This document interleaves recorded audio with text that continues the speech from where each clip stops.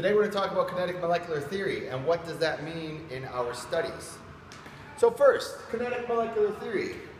You have seen the word kinetic before. Kinetic is the force of movement. So kinetic basically just means how things move.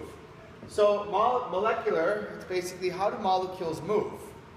And kinetic molecular theory, all it means is warmer particles move faster. That's it. Warmer particles move faster. What does that mean? Well, let's look at it. First, we're going to break down the three different phases of matter. If we start out at the very coldest, the lowest temperature, these particles are moving so slow that you actually wouldn't think that they're moving, but they are vibrating in place. So nothing ever stops moving. No particles ever stop moving until you get to absolute zero, which is 0 degrees Kelvin. We have never, as scientists, we have never ever gotten down to absolute zero. It is virtually impossible to get to absolute zero. We don't have the technology to do it right now, so therefore it hasn't been done. We've been very close, but it's never happened. So technically, all particles, theoretically, would stop moving at absolute zero. You can't get any colder than minus 273 Celsius, or 0 Kelvin.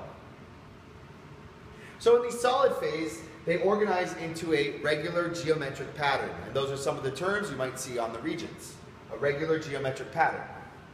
Now in a liquid phase, when we heat them up enough, it gives enough energy so these particles can start moving around a little bit. They're going to start moving faster.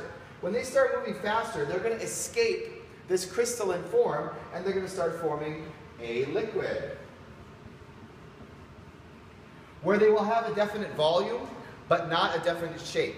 In fact, liquids are going to take the shape of their container. This liquid is going to have a much different shape in this container than it would in this container. Now, if you add more energy in the form of heat and you get these particles to move more, they're going to want to escape this liquid phase and they're going to become a gas.